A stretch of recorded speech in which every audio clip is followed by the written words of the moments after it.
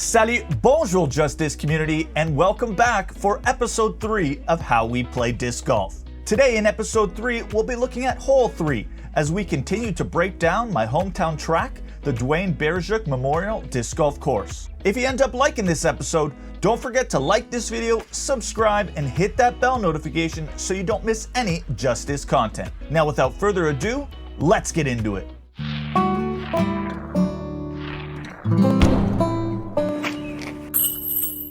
Alright, so let's jump into hole 3, which is one of those must-get birdie holes that every course seems to have.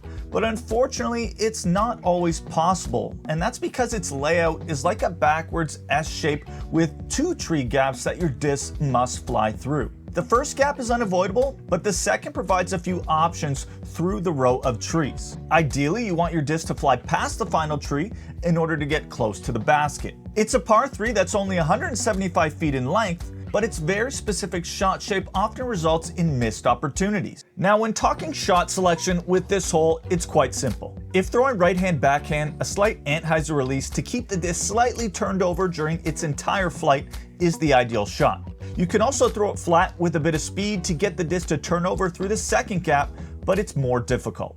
Now, if throwing right-hand forehand, a slight hyzer release is also a good way to go, but you want to avoid flipping the disc up too much to flat or you won't make the second gap.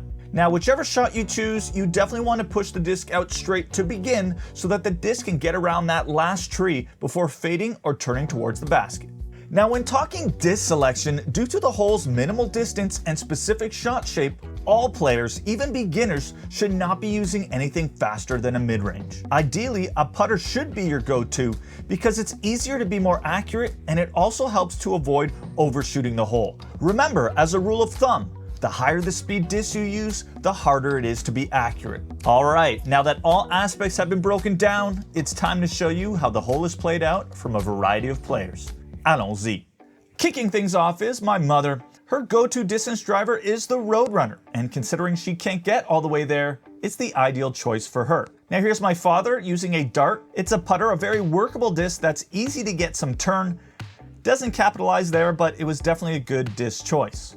Now here's my wife, adding a little bit too much Anheuser going through one of the early gaps, but the AVR3 is a great choice since it fights out a little bit better from that turn. Does get it in, just sneaks in. Now here's a better view. Here's a turnover shot. She throws it flat, and because of that speed, it starts to turn over, gets caught on a little branch just outside a circle, or at least we think, does a crazy jump putt, and capitalizes. She was so excited, one of her furthest yet.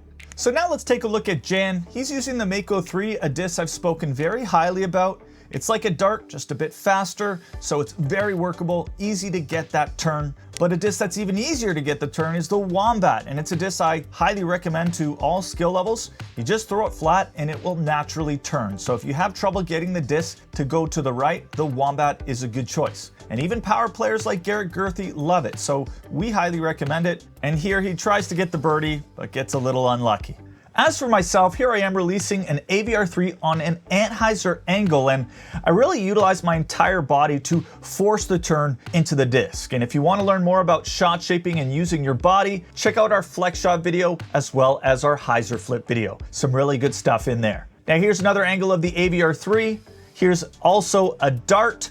Doesn't have that fight out fade like the AVR3. And here's another AVR3, just putting it on that Anheuser angle with a bit of speed and letting the disc do the work to get that birdie. Nowadays, however, my go-to is the Berg, a high-speed stability approach disc that we've fallen in love with, and we did a very thorough review on this disc, so make sure you check it out. Now, why I'm repeating this clip is because I get a little lazy, a little timid on the putt. I don't fully extend and I kind of rush it, so it ends up hitting the weak side. And what you want to do is you want to fully extend, fully commit, even at those shorter distances. And one way to help with this is to pretend like you're putting through the basket rather than putting at the basket.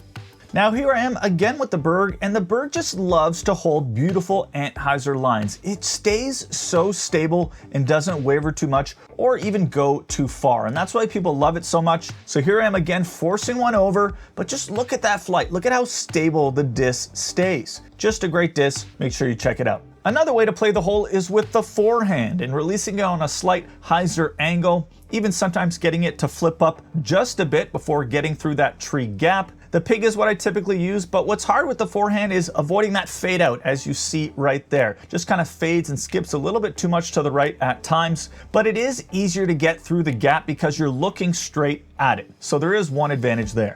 All right, so now let's look at some recovery shots. And obviously, if you don't make those two gaps, you're gonna be recovering. So here's my dad giving a bit of a run with his ABR, but still playing it safe to save his par.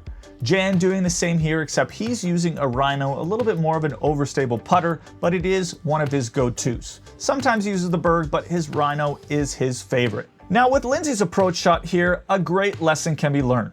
The approach demands her to throw a straight shot, but we all know a straight shot is one of the hardest in disc golf.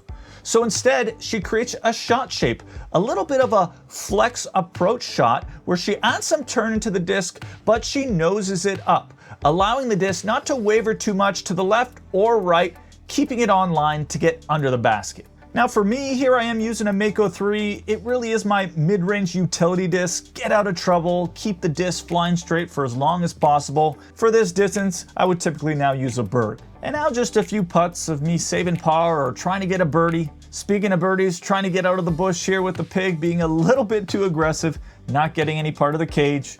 Here's just another solid putt with an AVR.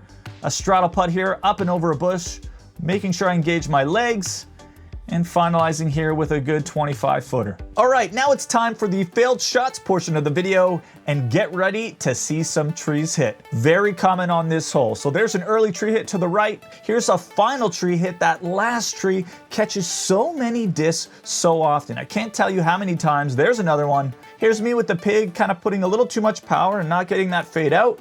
Here's what I typically use now, the Berg, but trying to take too much angle, I hit that left side. My mom does as well. My father does also. It happens all the time. Here's him approaching with his Skeeter, but overcooking it and going to the other fairway, unfortunately. Here's Phil trying to flex a volt, getting a little unlucky. It doesn't fade back. Here's Jan with his Wombat, a little too early with the turn, hitting one of those early trees. Now Lindsay, one of those early trees again, giving it another shot, hitting that tree. And Lindsay, bring it home, hit that left side. There we go. Those are our failed shots. Well, there you have it. That concludes the episode 3 hole breakdown from the series, How We Play Disc Golf. Thank you for taking the time to watch this video in its entirety. And if you liked it, give us a like, subscribe, and hit that bell notification so you don't miss any JustDisc content. And we know that some of you are always left wanting more, so don't forget to check out our Patreon to join our growing list of patrons who enjoy some exclusive disc golf content. Thanks for watching JustDisc, guys, and we'll see you in the next one. Merci beaucoup et à bientôt.